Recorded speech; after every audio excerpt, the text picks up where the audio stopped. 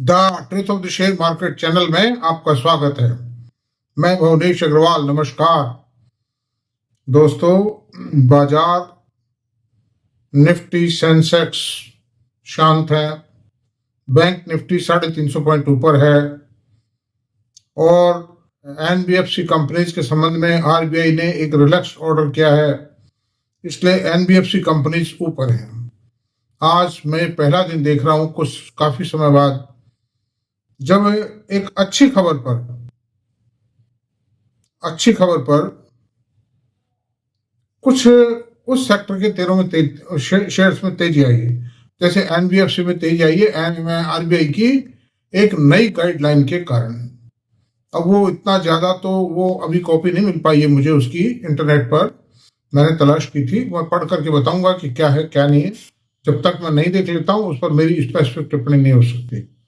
लेकिन जो एक लाइन टीवी पर मैंने देखी है उस हिसाब से ऐसा लगता है that is beneficial for the non banking, और उसी हिसाब से मार्केट ने रेस्पॉन्ड किया है। अनदर थिंग मैं ये कहूंगा कि अल्ट्राटेक सीमेंट ने एक घोषणा की है 1800 करोड़ की लागत से वो एक केबल और वायर का प्लांट लगाए। उसके कारण केबल और वायर के जितने भी थे, पॉलीकैब था, केईआई इंडस्ट्री था, फिनोलेक्स था और AKRR काबिल था, ये सब टूट गए। और टूटट भी जबरदस्त आई है, 15%, 12%, 10% की टूटत आई है। और हालांकि अल्ट्राटेक की घोषणा से कोई नुकसान नहीं, क्योंकि अल्ट्राटेक का प्रोजेक्ट आज तो लग नहीं रहा। वो प्रोजेक्ट लगेगा तो भी 4 साल बाद लगेगा, प्रोडक्शन में आ पाएगा। इससे पहले प्रोडक्शन में नहीं आ सकता, क्योंकि अभी उसके लिए जमीन चाहिए, कई तरह की सैंक्शंस चाहिए, पॉल्यूशन कंट्रोल, पॉल्यूशन क्लियरेंस, कई तरह की चीज चाहिए। प्लांट एंड मशीनरी है, टाइप है, रॉ मटेरियल का टाइप है, सिविल कंस्ट्रक्शन है, ड्राइंग डिजाइन है। There are several problems, these are all time taking jobs. दो की मशीन मैनेजमेंट कॉम्पिटेंट है, लेकिन जो ड्यू टाइम लगना चाहिए तो लगेगा उसको, हु कैन अवॉइड इट।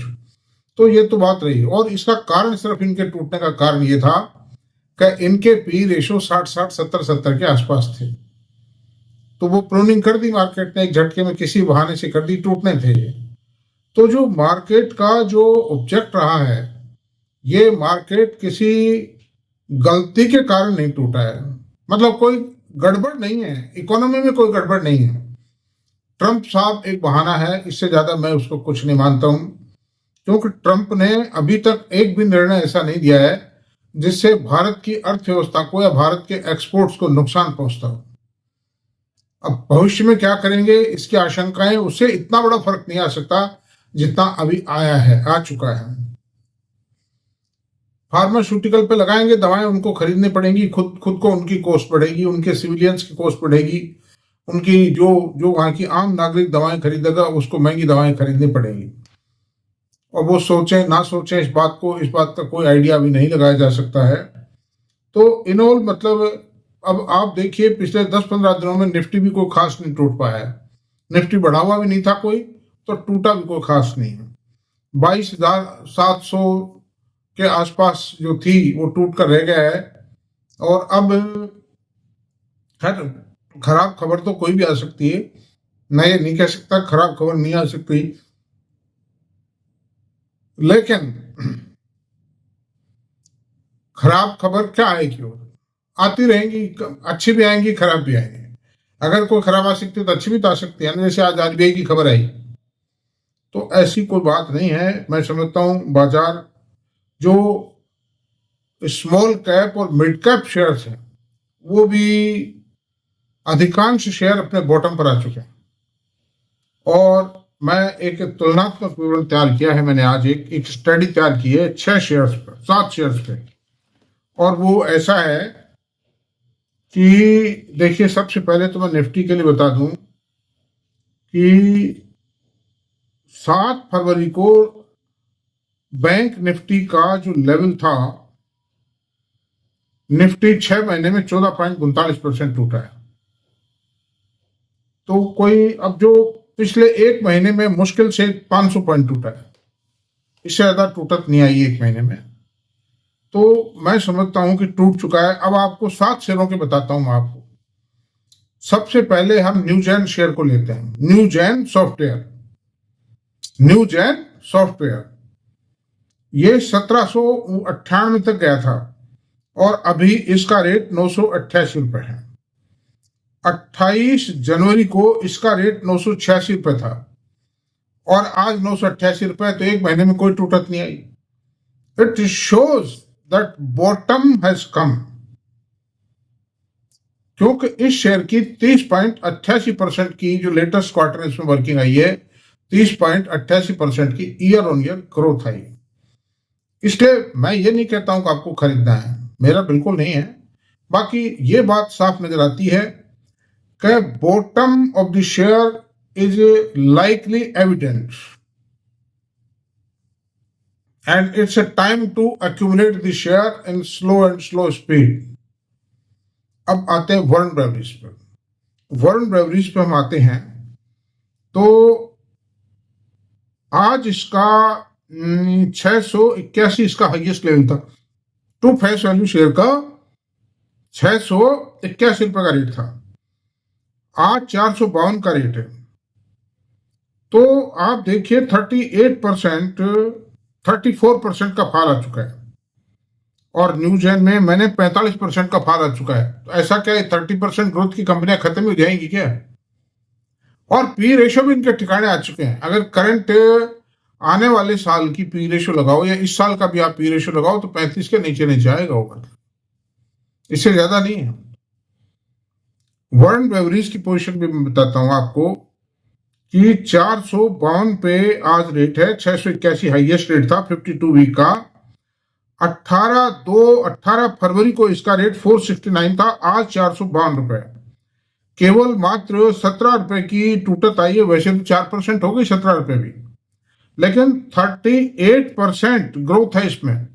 जो लेटेस्ट क्वार्टर वर्किंग आई है उसमें ईयर ऑन ईयर 38% ग्रोथ आई है। मल्टीनेशनल ब्रांड है, पेप्सी कोला की फ्रेंचाइजी है, पूरे इंडिया में, अफ्रीका के अंदर है, और स्नैक्स की भी उसको फ्रेंचाइजी दे रखी है पेप्सी ने। पेप्सी और कोका कोला 2 सुपर ब्रांड है सॉफ्ट ड्रिंक्स में।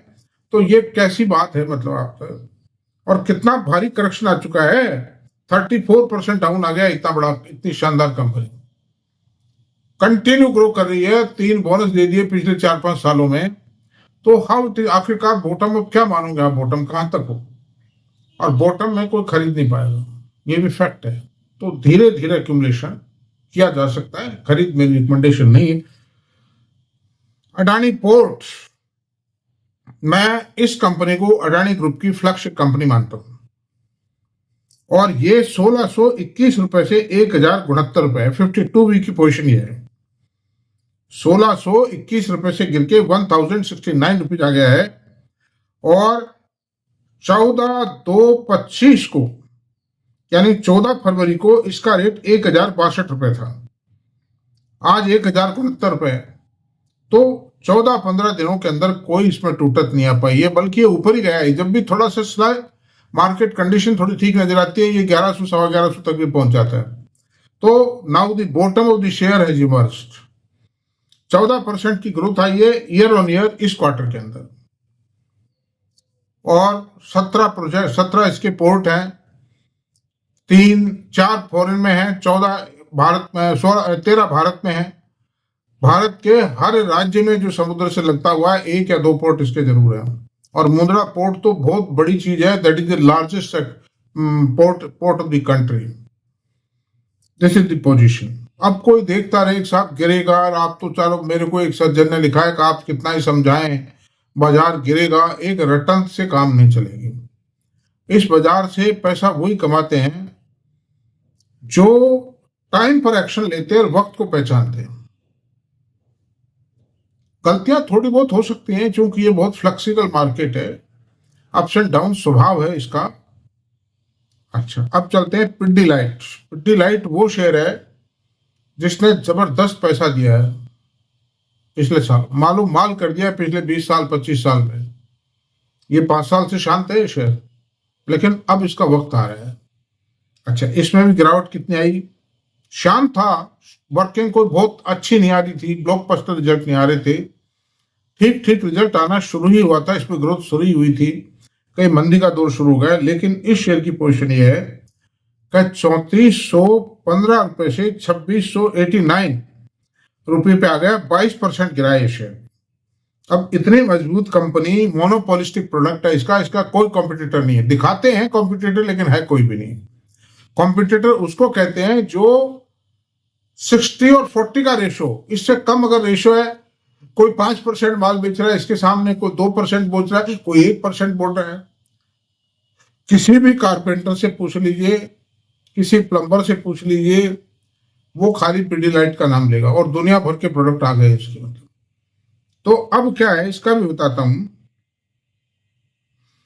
7 फरवरी को इसका रेट 2870 रुपए था और आज 2689 रुपीज है। तो ये 5-6% ही गिरा। मतलब कितने दिन में? 20 दिन में, 21 दिन के अंदर 6% गिरा है। और ये मैं समझता हूं गिर चुका है, क्योंकि इसकी भी year on year latest quarter में 10% ग्रोथ आई। अच्छा, अब Kemps, CAMS, camps, computer age management services, who is registrar of the mutual funds.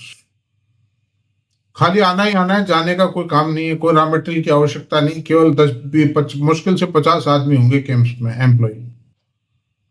कोई काम ही नहीं है, खाली सब कंप्यूटर बेस्ड काम रखिए। कोई लंबा चौड़ा कोई प्रोड्यूस नहीं करना है, खाली जो आता है उसको ऑटोमेटिक सिस्टम से इनके रजिस्टर हो जाता है, जमा हो जाता है। आप जो म्यूचुअल फंड्स में लगाते हैं, SIP करते हैं, जो भी करते हैं, वो सब जमा है इनके पास, ऑटोमेटिक सिस्टम है। केवल मात्र फाइनेंस की में है, कुछ टेक्निकल टीम होगी, इससे ज्यादा कोई 100 आदमी से ज्यादा नहीं हो सकते किसी भी सूरत में।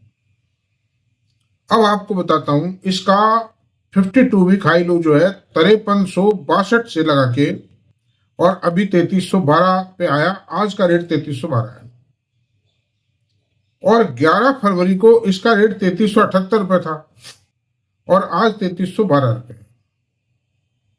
तो कुल मिला के 2-2.5% की गिरावट आई है। कितनी? 19 दिन में, 18-19 दिन में 2-2.5% की गिरावट आई, इससे ज्यादा गिरावट नहीं आई। 37% की ग्रोथ आई है year on year latest quarter में, दिसंबर क्वार्टर। और क्या चाहिए बताए? 37% का जो शेयर है, इसका पी रेशो आ गया करीब 35 के आसपास। अच्छा, अब आप देखिए केफिनटेक की बात करते हैं। केफिनटेक का 52 वीक लो आई 37% गिर गया कैम्स का शेयर। इससे ज्यादा क्या गिरेगा भाई? नहीं, ये 38% गिर गया कैम्स का शेयर, और पिडिलाइट 22% गिर गया था। इससे ज्यादा क्या गिरावट आएगी इन शेयरों के अंदर? और अगर आएगी तो फिर तो सब कुछ कचरा हो जाएगा। यानी लोगों को अगर इससे ज्यादा गिरता है तो सरकार के लिए सैलरी देना मुश्किल हो जाएगा, because the government revenue will be reduce substantially if the production stops. If the production is stopped, production is halted, then everything is halted in the country. Nobody will be able to make, no government will be able to survive, no person will be able to survive, no person will be able to get his salary, pension, everything will be closed. तो आर्थिक मतलब विषमता की ओर देश चला जाएगा। ऐसे कोई हालात नहीं है, मतलब बिल्कुल भी नहीं ऐसे हालात। ये तो था कि हाई प्राइस शेयरों क्यों ऊपर नहीं चल पा रहे थे वो शेयर ऊपर। अब इससे ज्यादा क्या पी रेशो 70-80 का 60 का पी रेशो था, इससे ऊपर क्या हो तो इसने काट दिया इन शेयरों को। वरना निफ्टी में कितनी सी गिरावट आई? 13% की गिरावट कोई बहुत बड़ी गिरावट नहीं होती है। अच्छा, केफिनटेक की पोजीशन है 48% डाउन आ गए केफिनटेक के रेट। 17 फरवरी को इसका रेट 825 रुपए था, आज 850 रुपए। तो बढ़ा है ये, कुछ शेयरों का तो इनमें बढ़ना भी शुरू हो गया, हल्का हल्का हल्का हल्का बाइंग है। मतलब तो अगर किसी के पास सरप्लस कैश हो तो slowly and slowly in high quality shares को, जिनमें ग्रोथ, अगर ग्रोथ कम भी हो गई तो भी यार इससे क्या नीचे क्या जाएगा आप बताइए।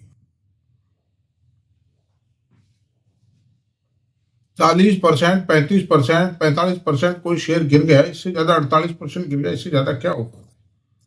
अच्छा, निप्पन लाइफ ये it's a mutual fund company, asset management company है निप्पन लाइफ जापान की। ये इसका 52 वीक हाई हो रहा है 816 से 528। 14 फरवरी को इसका रेट 517 रुपए था, आज 528 है। तो बॉटम आउट हो चुका है शेयर, क्योंकि 14 दिन में गिरने के बजाय बढ़ा है और 35% की गिरावट आ चुकी है शेयर में। और क्या गिरेगा भाई? और 3.57 की year on year quarter, latest quarter, उसमें ग्रोथ है। ये 7 शेयरों का जो विश्लेषण है पूरा हो चुका है। और अब नटशेल में मैं आपको एक ही बात कहूंगा कि घबराहट का, डर का, नफरत का इनका कोई अंत नहीं होता है, ये सब चलते रहते हैं। अंडर दीज सर्कमस्टेंसेस मैं सिर्फ एक ही बात कहूंगा कि बहुत समझदारी से काम लेने की आवश्यकता है, बड़ा संतुलित दिमाग से काम करने की आवश्यकता है इस बाजार में। और भी बहुत शेयर नहीं, 7 मैंने खाली एग्जाम्पल दिए, ये नहीं 7 ही, और बहुत लो शेयर हैं। अगर आप विहंगम दृष्टि डालेंगे बाजार पे, अवलोकन करेंगे, पूरा सारे इंडेक्सेस को देखेंगे, निफ्टी 500 को देख लीजिए आप, तो सारी स्थिति सामने आ जाएगी उसमें से कि कौन सा शेयर पिछले 15-20 दिन में गिरा है, कितना गिरा है, कितना बढ़ा है, मालूम पड़ जाएगा। और बहुत से म्यूचुअल फंड के जो सीईओज हैं, जो चीफ इन्वेस्टमेंट ऑफिसर्स हैं, दे आर टेलिंग कि now we have started buying in this on very selective basis. तो it is also a golden opportunity for the investor. ये एक अवसर के रूप में देखा जाना चाहिए, ना कि तकलीफ के लिए। इसलिए मेरा तो आपको यही समझाइश है, बाकी आपकी इच्छा की बात है, देखेंगे। मैं कोई रिकमेंडेशन नहीं है मेरी। तो दोस्तों, मेरा वीडियो अगर पसंद आया तो प्लीज इसको सब्सक्राइब करें, लाइक करें, शेयर करें, कमेंट करें। Thank you very much.